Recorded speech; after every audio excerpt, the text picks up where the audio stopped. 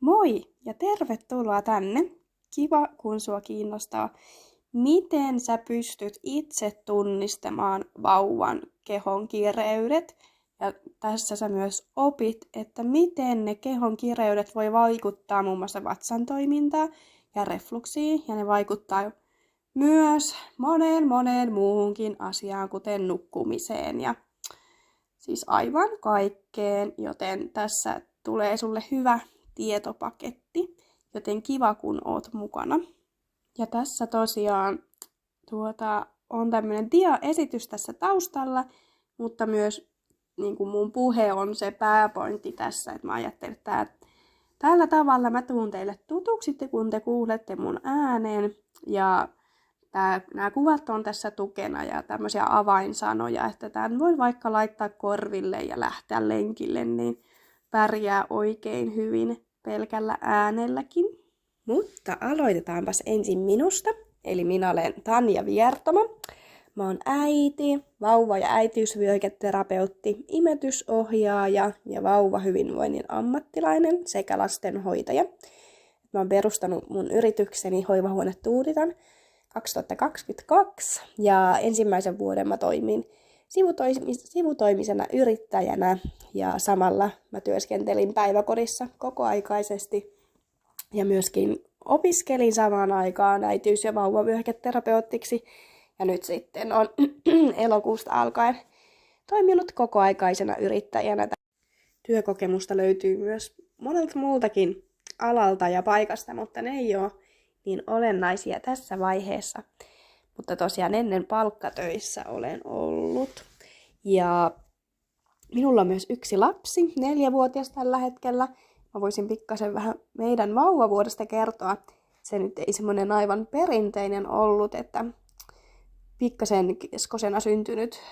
Ei ollut muutama päivää vajaa keskonen, mutta sitten ongelmat kyllä niin kuin oli ihan keskosluokan taso, että oltiin sitten tuolla teholla kuukausi vasta syntyneiden teholla ja oli niin kuin imetyksessä haasteita ja sitten tietenkin ne tuli muitakin niin kuin ongelmia siinä sitten, mutta niin kuin yllättävän hyvin selvittiin, että tilanteeseen nähden niin olisi voinut olla paljon enemmänkin haastetta, mutta me selvittiin aika vähällä, vaikka silloin en omaa lastani hoksannut hoitaa ja en tiennyt näitä asioita silloin, mutta nyt jälkiviisaana tekisin monen asian toisin.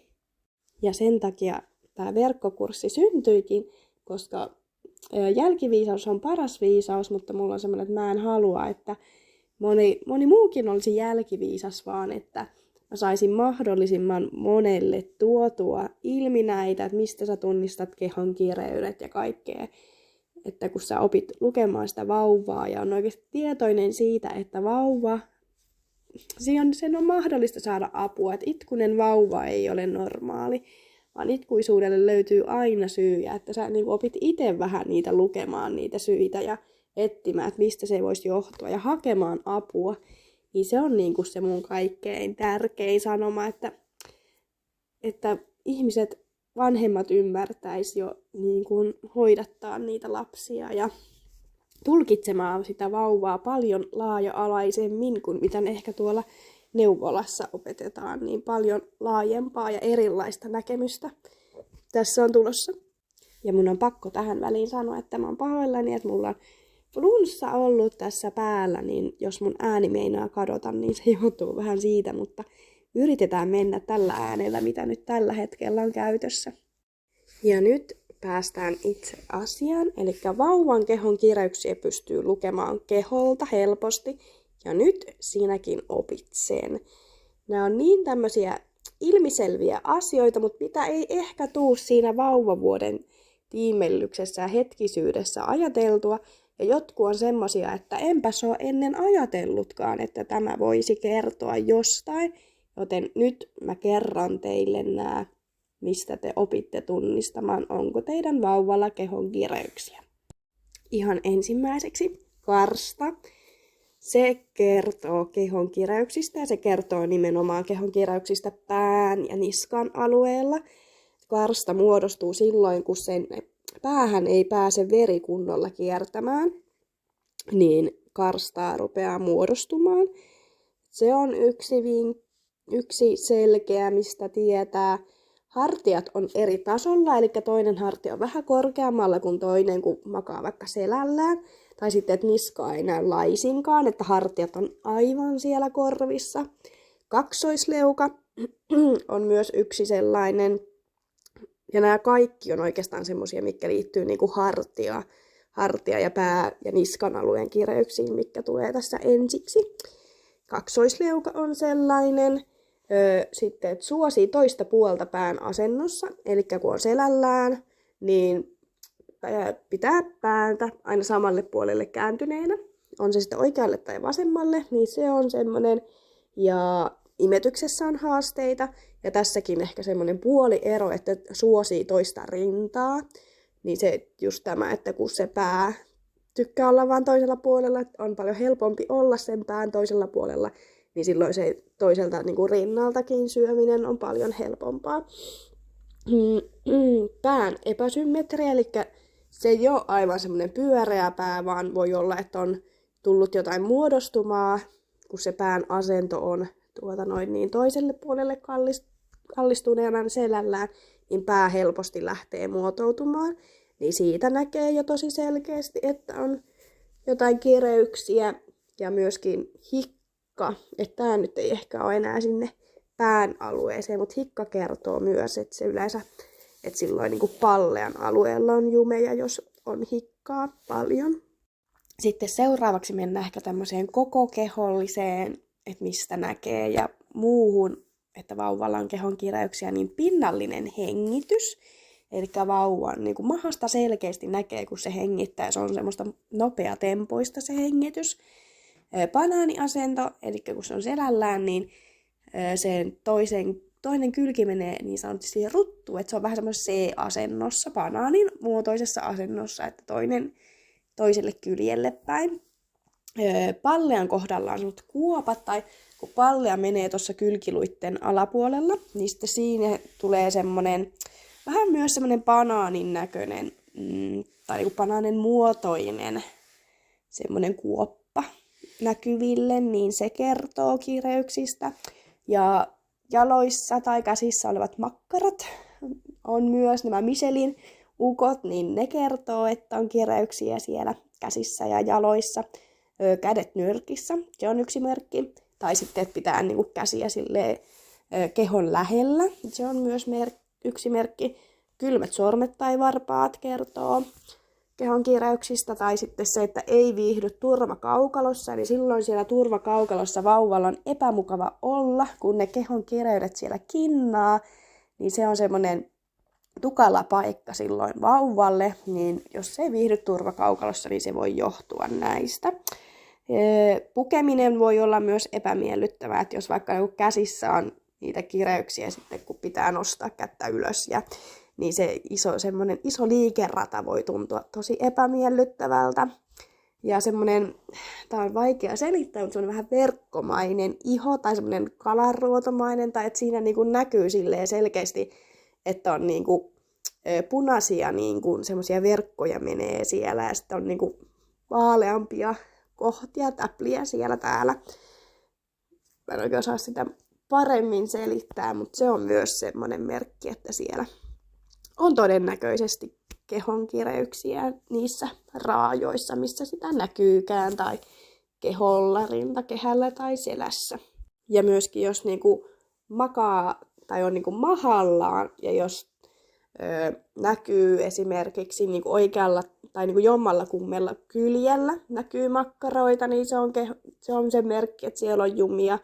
Tai sitten jos on sen pyllyvaossa on semmoinen Y muodostuu, tai sitten se kaartuu jompaan kumpaan suuntaan se pyllyvakoviiva sieltä, tai sitten näkyy selkeästi semmoiset kuopat siinä alaselässä, niin on SI-nivelet, niin silloin ne on siellä jumissa, jos ne sieltä näkyy. Eli tässä tuli aika monta. Näitä on myös paljon lisää, mitä sitten ammattilaiset vielä katsoo.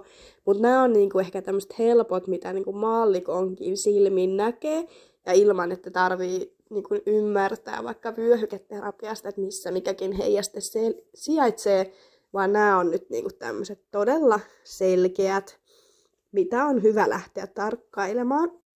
Puhutaan ihan pieni hetki siitä, miten nämä kehon kireydet tulee vauvoille.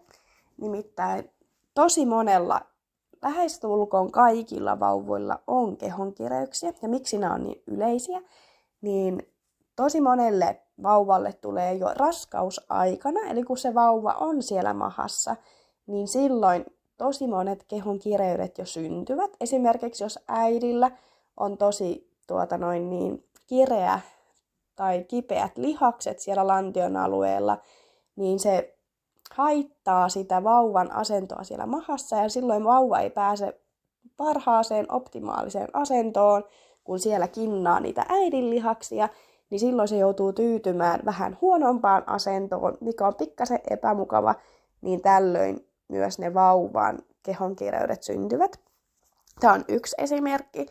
Synnytyksessä tulee todennäköisesti kehonkireyksiä, että se riippuu synnytystavassa, onko sektio, alatiesynnytys, onko se syntynyt niin kuin pää edellä, pylly edellä, onko sillä ollut joku käsi poskella, onko ollut napanuora kaulan ympärillä, onko jouduttu käyttää imukuppiavustusta. Siis siinä on lukemattomia syitä, miksi niitä kehonkireyksiä siellä synnytyksessäkin tulee. Ja myöskin päivittäisillä toiminnoilla sä pystyt vaikuttaa, tuleeko sinne niitä kehonkireyksiä ja niin kuin edesauttaa sitä, että miten, jos siellä on jo kehonkireyksiä, niin miten sä pystyt tukemaan, ettei niitä tule enempää tai että ne lähtisi parantumaan ja jumppautumaan sieltä pois. Niin sä pystyt myös tämmöisiä asioita tekemään kotona. No miten sitten nämä kehonkireydet voi vaikuttaa niin kuin vatsan toimintaan tai refluksiin tai nukkumiseen tai mihin tahansa, niin paneudutaan tähän ihan pieneksi hetkeksi. Tuohon mä oon nostanut nyt 3 tämmöistä suurinta elementtiä, mitkä vaikuttaa. Esimerkiksi vakushermo, se lähtee meidän tuolta niskasta. Ja vakushermo hermottaa meidän sisäelimiä. Ja se on meidän semmoinen päähermo, mikä hermottaa. Ja jos se niska on sieltä jumissa, niin silloin se vakushermo ei pääse kunnolla toimimaan. Ja silloin taas meidän esimerkiksi suolisto ei toimi kunnolla, koska se hermotus ei toimi siellä oikein. Ja myöskin se vaikuttaa sitten siihen niin kuin olotilaan, kun jos vakushermo on siellä pinteessä, puristuksessa, niin se vaikuttaa, että voi olla, että vauva on ihan tyytymätönkin, kun se on siellä niin pinteessä. Ja sitten on pallea. Eli pallea on meillä täällä semmoinen myös niin kuin hengitykseen apuna käytettävä lihas, ja se menee poikkipäin tästä meidän keholta. Myöskin muuten hikka, mä en muista sanoinko mä sitä, mutta hikka on semmoinen, mikä mistä myös tietää, onko kehossa kireyksiä. Nimenomaan hikka kertoo siitä, että palleassa on kireyksiä. Eli jos vauva hikkailee paljon, niin pallean läpi menee muun muassa ruokatorvi. Joten jos pallea on kireä, niin silloin ruokatorvi on myös puristuksissa ja silloin saattaa niin kuin tulla refluksia. Et se on niin kuin siinä yhteydessä, että kun se siellä sitä kiristää, niin se on yhteydessä sinne. Ja pallea on myöskin yhteydessä meidän lantion alueen lihaksiin, että usein kun pallea on jumissa, niin silloin myöskin lantion alueen lihakset on jumissa. Että siitä muodostuu tämmöinen ketjusarja, kun joku asia on jumissa, niin sitten se etenee eteenpäin, niin sitten seuraavaksi siellä on se lantio on jumissa. Ja sitten lantion alueen jumit taas vaikuttaa sinne suoliston toimimaan, että siellä ei pääse suolisto liikkumaan tai niin kuin toimimaan normaalisti, kun se on siellä pinteessä. Niin sitten saattaa tulla, että on ummetusta tai vatsavaivoja, että ilmat jää sinne tai mitä tahansa. Että tämä niin kuin on hyvin tämmöistä, että moni vaikuttaa moneen, mutta sen takia onkin todella tärkeää just hakea sitä apua. Tai sitten mun luomalla verkkokurssilla te pääsette vaikuttamaan juuri näihin asioihin, sillä mä oon sinne koonnut monia niin kuin sen ikäkauden yleisimpiä haasteita ja miten sä pystyt niihin vaikuttamaan kotona, muun muassa vyöhyketerapian avulla, tai sitten antamaan semmoisia yleisiä vinkkejä vaikka näihin kehon kireyksiin, että miten sun pitää nostaa vauvaa, mitä sun pitää ottaa siinä huomioon, että niitä kehon kireyksiä ei synny, tai että edesautat niiden niin kuin poistumista, niiden kireyksiä, niin mun verkkokurssilla saat muun muassa näihin apua. Eli palataan tähän verkkokurssiasiaan. Eli mun verkkokurssi on kohti lempeää vauvavuotta. Ja siinä se perusajatus on nimenomaan se, että opetellaan tämmöisiä asioita, mikä tämä oli nyt yksi esimerkki, miten sä pystyt kotona hoitamaan kehon kireyksiä. Sä saat niinku konkreettiset ohjeet siihen. Ja myöskin niinku monia asioita, että tämä verkkokurssi on jaettu 4 ikäjaksoon. Ja on saatavilla myös koko vuoden, vauvavuoden kestävä verkkokurssi. Mutta nämä on niinku jaetulta 0-3 kuukautta, 3-6 kuukautta, 6-9 kuukautta ja 9-12 kuukautta. Ja näiden ikäjaksojen aikana mä oon ottanut just ne yleisimmät, mitä silloin on. Niin me käsitellään näissä ikäjaksoissa just sen ikäkauden yleisimpiä haasteita. Eli yleensä mikä näissä verkkokursseissa on samaa, on tulee semmoinen ensimmäinen esittely, tai semmoinen ensimmäinen video, missä mä esittelen itseni, kurssin idean. Sitten myöskin on puhutaan vähän vanhemmuudesta ja siitä vauva-arjesta, vauvan nukkumisesta.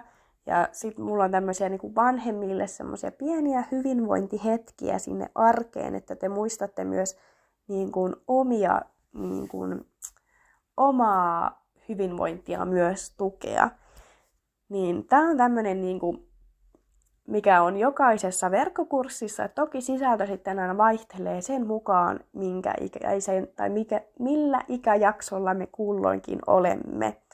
Eli vaikka vähän sisältö on samantyylinen, mutta sitten aiheet on samantyylinen, mutta sisältö vähän vaihtelee, että miten se on missäkin käsitelty.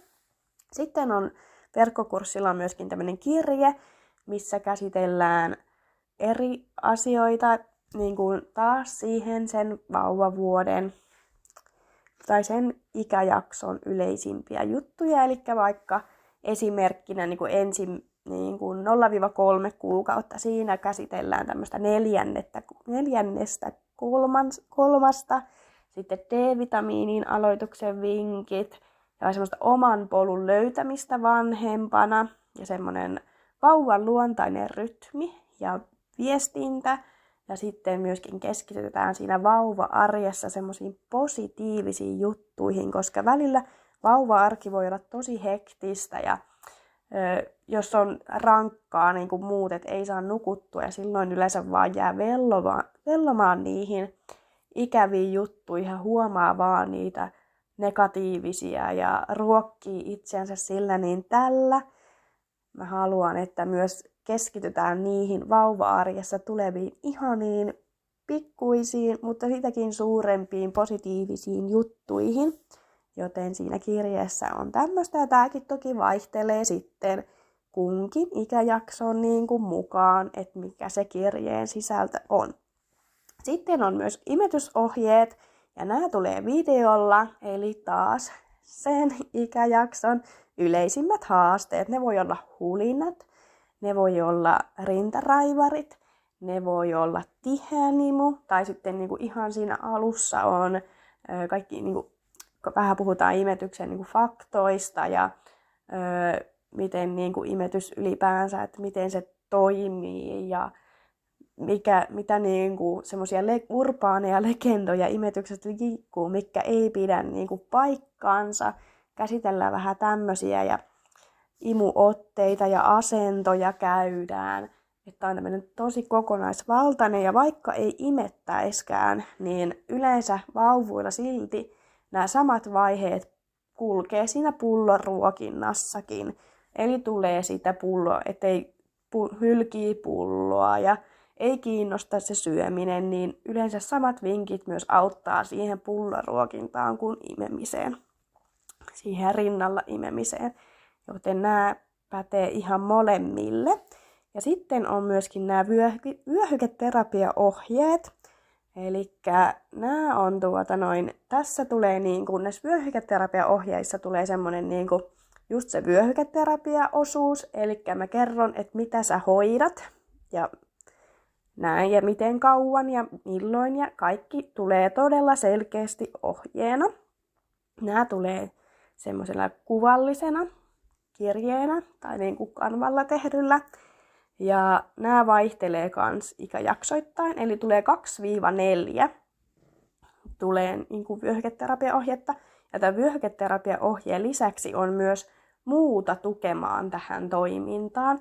Eli näihin kehon kireyksiin tulee vaikka se, että miten sä otat huomioon sen siinä kantamisessa tai nostamisessa tai miten sä voit sitä kotona jumppailla. Ja meillä on myöskin vatsan toiminta on tässä 0-3 kuukauden noi kehon kireydekin tai suoliston tukeminen. Sitten on vähän, että mitkä saattaa aiheuttaa semmoisia herkkyyksiä vatsalle, että se vauva saattaa vähän oireilla, niin semmoisia yleisimpiä ruoka-aineita. Ja niin vanhemmilla tulee vähän flunssan tukemista ja on myöskin hulinoihin semmoista hermostoa rauhoittavaa hoitoa. Ja sitten on monta erilaista, eli on 2-4 aina per verkkokurssi, niin sä saat itsellesi vyöhyketerapiaohjetta ja sitten myös vähän kokonaisvaltaisempaa tietoa ja keinoja siihen kyseiseen asiaan. Ja nyt mä haluan kiitokseksi, että sä latasit tämän oppaan itsellesi ja kuuntelit sen tänne loppuun asti. Niin mä annan sulle vielä tämmöisen alennuskoodin tähän mun verkkokurssiin. Ja tää alennuskoodi on voimassa vain sunnuntaihin asti, tämän viikon sunnuntaihin, joten nyt kannattaa olla nopea. Nimittäin 1 ikäjakso, eli saat valita näistä 4 ikäjaksoista jonkun, niin on 45 € kappale. Ja sen saat, kun sä käytät koodia SUPERALE, kaikki isolla ja yhteen, niin sä saat tämän alennuksen. Ja jos sä haluat ostaa koko vuoden, niin silloin koko vuosi on 90 €. Ja tähän käy koodi SUPERALE1. Ja normaalisti siis 1 ikäjakso on 65 €, eli nyt sulla on 20 € alennus, jos sä ostat tämän verkkokurssin sunnuntaina viimeistään, niin sä saat lunastettua itsellesi tämän alennuksen. Ja koko vuoden verkkokurssin normaali hinta on 139 €, ja nyt sä sait sen 90 €, ja tää on niin huikea nyt tämä koko vuoden tarjous, ja että tätä ei kannata missata. Mene ihmeessä ostamaan verkkokurssi heti, niin et vain unohda käyttää tätä ainutlaatuista mahdollisuutta tähän. Ja te saatte nämä materiaalit siis pysyvästi itsellesi. Verkkokurssi toimitetaan 4.1. sulle sähköpostiin. Sä saat sinne PDF-tiedostona nämä vyöhyketerapiaohjeet sekä sen kirjeen. Ja videoihin sä saat linkin, mitkä vie sut YouTubeen. Eli sinne YouTubeen tulee ne imetysohjeet ja sitten semmonen ensimmäinen höpöttelyvideo, niin ne löytyy sitten YouTubesta ja nämä jää sulle koko sun elämän ajaksi. Sä saat hyödyntää näitä mahdollisten tulevien lapsien kanssa, mutta yksi asia, niin mä toivon, että näitä ei, ja tekijän oikeuslakikin sen määrä, että materiaalia ei saa jakaa muiden kanssa. Mutta niin kun, tää on niin kun tämmönen, että tästä sä saat kertoa muille ja että mitä apuja te olette siitä saanut. Ja kaikki tämmönen on todellakin positiivista, mitä saa jakaa, mutta sitten materiaalit pysyy teillä. Ja tähän mä oon tehnyt tän niin sydämelläni ja mä toivon, että tästä verkkokurssista tulisi teille semmonen, että on teidän semmonen niinku uusi Google, että aina kun teillä tulee joku uusi vaihe tai joku uusi juttu vauvavuodessa, niin sitten mä toivon, että tämä verkkokurssi olisi semmonen, että on silleen, että okei, että mä menen katsoa tuolta verkkokurssista, että mitä siellä verkkokurssissa kerrottiinkaan tästä vaiheesta ja mikä siihen auttoi ja miten mä voin huomioida sen meidän arjessa, niin nyt ihan oikeasti tää on niin huippumahdollisuus teille. Ja mä oon niin kiitollinen, että sä latasit tämän ja toivottavasti me nähdään verkkokurssin parissa ja mä toivotan teille ihanaa vauvavuotta ja hakekaa apua, jos semmoista on. Yksin ei tarvitse pärjätä, mutta tämä verkkokurssi on yksi esimerkki siitä, että minkälaista apua on saatavilla, joten tartu tähän tarjoukseen ja aivan ihanaa aikaa teille ja menkää kohti lempeämpää vauvavuotta, että vauvavuodesta voi oikeasti nauttia. Se on ihanaa aika ja se on ohikiitävä hetki, kun se on käsillä, joten nauttikaa ihan täysillä. Kiitos teille.